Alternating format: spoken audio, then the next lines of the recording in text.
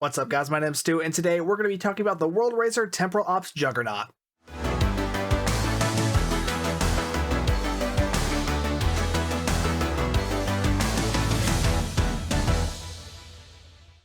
Now, this video is going to be a bit different than my usual build videos, mostly because, well, it's not one of my usual build videos. My usual build videos are usually, a lot of detail on one specific build, all the gear, traits, and blah, blah, blah. But, well, the meta hasn't changed significantly in the past, year or so, and honestly, the builds wouldn't be that different from anything else I've done in the past. This thinking came from something that I heard Spencer say the other day, and it's just like, how many times can I keep putting the same build on a different ship and calling it new content? And it's just like, it's not good. So, we're gonna be doing this a little differently today. I won't be going into that much detail on specific traits or gear, mostly because they won't be that much different from what I've used in the past. Instead, I'll be focusing on just what types of builds I've put on this ship. Here we go, the World Razer. Now, I know this actually looks like a Galaxy class, but trust me, this is the World Razer. Before we start, I want to thank the person who gave me this ship, retired opera singer S4 Xander. I don't know if the opera singer thing was serious or if that was just a joke, but I said I would say it. Either way, thank you so much for gifting me this ship and allowing me to make this video.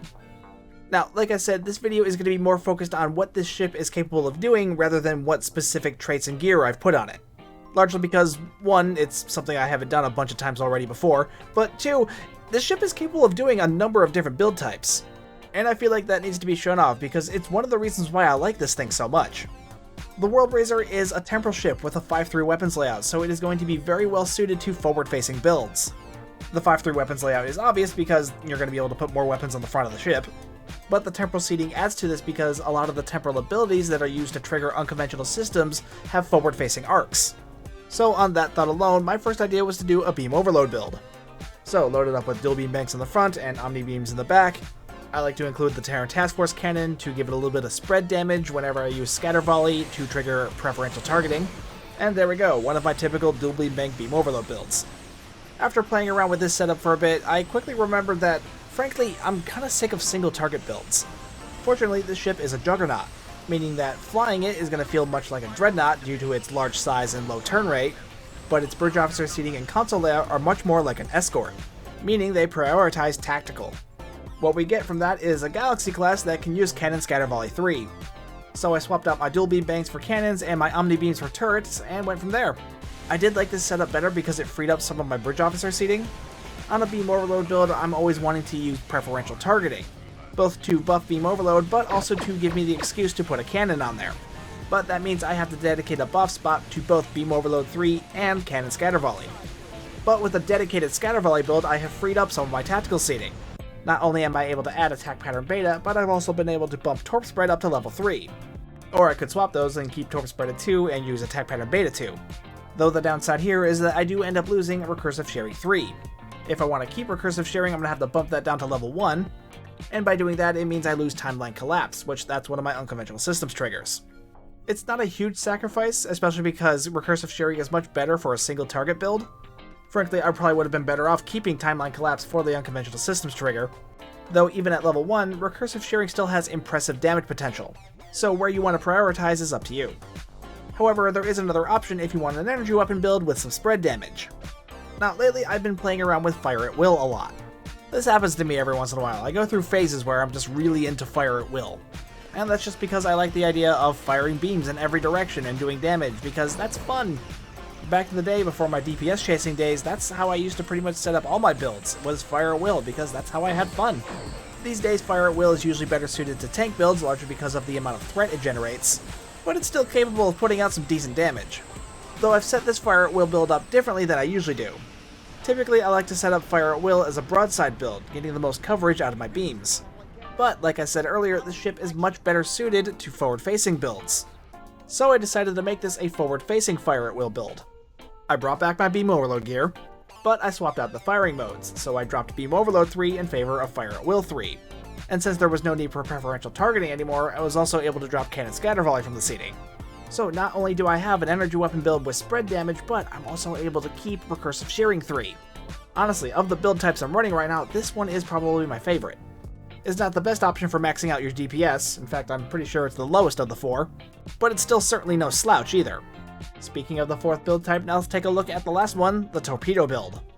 Now, I know there isn't a huge amount of enthusiasm for torpedo builds among my viewers, but I feel like it would be negligent if I didn't at least talk about it. Because this thing does have a Lieutenant Commander command seat, which obviously means it can support Concentrate Firepower 3. With this ship in particular, we're talking about a full torpedo build that can also support Recursive Shearing 3. Torpedo builds are already extremely powerful on their own, but add in Recursive Shearing 3 and we're talking about a 30% increase in your DPS while that's active. And that's just from your own damage output.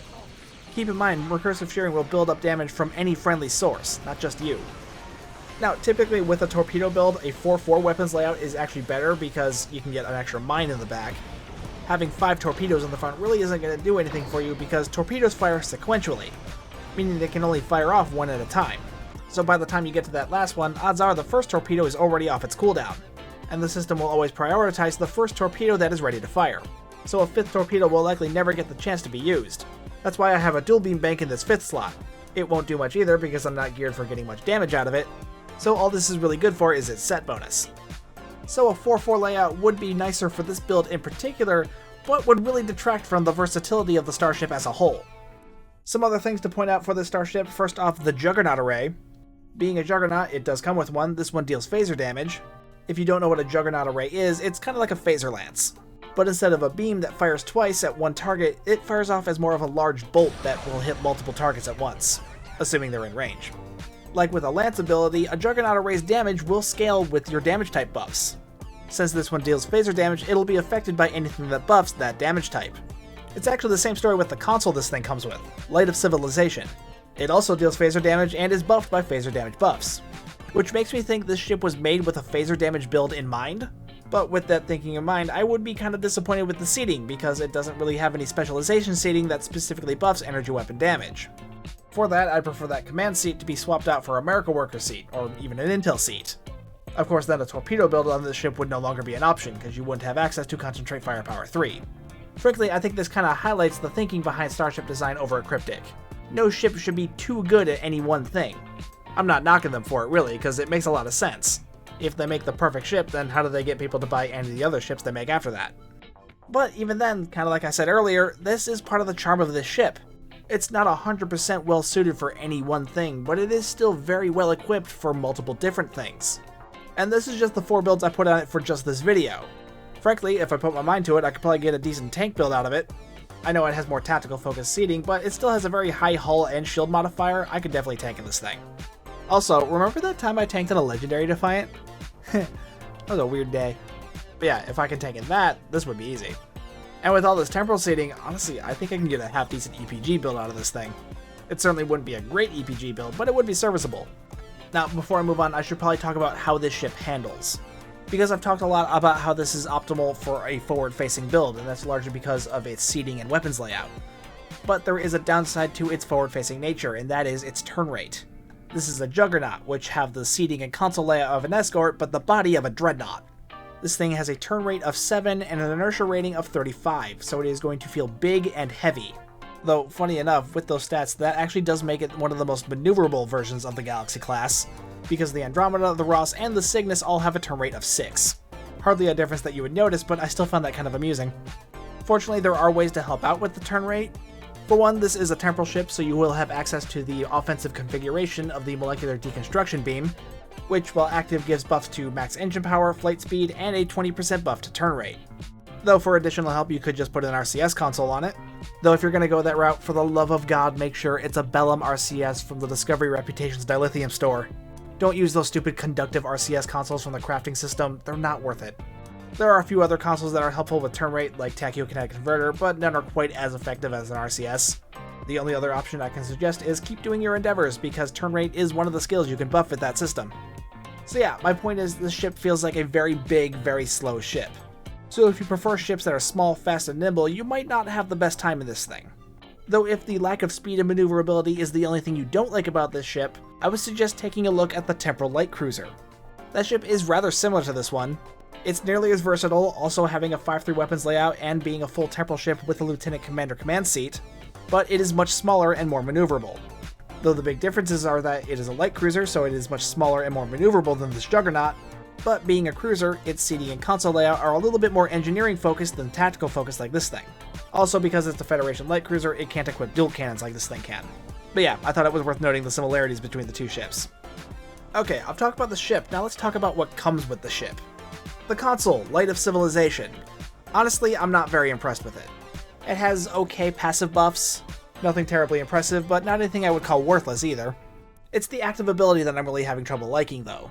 What it does is activate a sustained beam of phaser damage on an enemy target. For the first 3 seconds it'll be a small beam that does a little bit of damage per second, but after that it turns into a larger beam that deals much more damage per second. When the target of this console dies, it receives a special type of warp core breach, Light of Civilization core breach, which will deal an increased amount of kinetic damage compared to a normal warp core breach. I have 2 issues with this console. First off is that 3-second buildup. A lot can happen in 3 seconds, especially in Star Trek Online. With the power creep the way it's been, things die very quickly in this game. You don't even need a super high-end build to take out targets that quickly. So you're really only going to get the most out of this console if you're on elite difficulty, when the enemies are the toughest. And even then, this is something you're going to want to save for those bigger, tankier targets. And even then, it's only going to target the one target. When this console was talked about on the livestream, it was described as something that was both a mix of a single target console and a spread damage console. I presume the spread damage was supposed to be in the form of the unique warp core breach. Now, I don't know if I'm doing something wrong or if this thing's bugged, but I have not seen the Light of Civilization core breach on my parse log. So right now I'm assuming that's not doing much. But even just based on the tooltip, that's just going to be one hit of about 23k damage. One hit! That is a very little amount of spread damage. Now, that's kinetic damage, so maybe it would be buffed by a kinetic damage build, but then I'm not going to be buffing the phaser damage anymore, so what's the point of that? I would like this console a lot better if it got rid of that 3-second build-up time. Just give the full power of the console right away, that would make this thing far more useful. As for its spread damage capabilities, I'm hardly impressed by that. The thing about the spread damage is that it would be far more useful on something with a gravity well. Being able to pull multiple enemies into range of your primary target that's about to explode would definitely help that warp core breach. But as you can see on this build, I don't really have room for a gravity well. Theoretically, I could put one on here in this Lieutenant Commander Universal seat, but that means either sacrificing on my tactical seating or sacrificing on my temporal seating. Either way, I'm not willing to do that on this build, so I moved this over to another ship that can use gravity well with a build that I like. I put this console on my beam overload build on my Lexington Dreadnought and ran it through a couple of pugged ISA runs. In an infected run with a good amount of unconventional systems triggers, I was able to activate the console twice, and the console did roughly 7k DPS. That is not a lot of damage for a console to be doing. For the sake of comparison, I also threw the Excelsior 2's console onto the same build, and also in a random ISA, it did a bit over 11k. Not a huge bump in DPS, but still a noticeable difference. The big difference between the two though is that I like the Excelsior 2's console better because it has more practical use. Because throughout most of Star Trek Online's content, you are far more likely to be up against multiple smaller enemies than one big boss level enemy. So I'm much more likely to hit that Excelsior 2 console to help me clear out multiple small enemies than I am to use something like this Light of Civilization to clear out one boss level at the end of the match. I can be less calculated with the Excelsior 2 console, which I like. I'm not totally sure where I'm going with this line of conversation at this point, but I guess it goes back to what I said near the beginning of the video. I've grown kind of tired of single target builds, and this is very much a single target console, so I'm kind of about it. I should probably talk about the Starship trait at least a bit before wrapping up. Cultural Conquest. It's okay. There's really not much more to say about it. It's a kind of okay damage increase, which can turn into a bit better of a damage increase, but even then, it's still Cat 1. It does remove debuffs and damage over time effects, so this could be good for like a damage-focused tank, or it could also be okay for a PvP build. Someone actually pointed that out in the comments of the initial review I did of the ship. So yeah, it's an okay trait, and it's an okay console. But ultimately, the main selling point here is the ship itself. So yeah, that is the World Razer Temporal Ops Juggernaut. If you guys are as impressed with it as I am, be sure to let me know in the comments down below. Or if you're not that impressed with it, let me know too. Speaking of commenting on a video, did you check out my last video? Did you let me know what your top 10 sci-fi movies are? I need to know, for reasons that you don't need to know about. Anyway, while you're down there, be sure to hit like and subscribe and hit that bell for notifications. If you would like to further support the channel, you can hit that join button to become a member, or hit the super thanks button, or hit the, the merch store link. You can find that in the description of the video. Either way, thank you so much for watching. My name's Stu, and I will see you guys next time.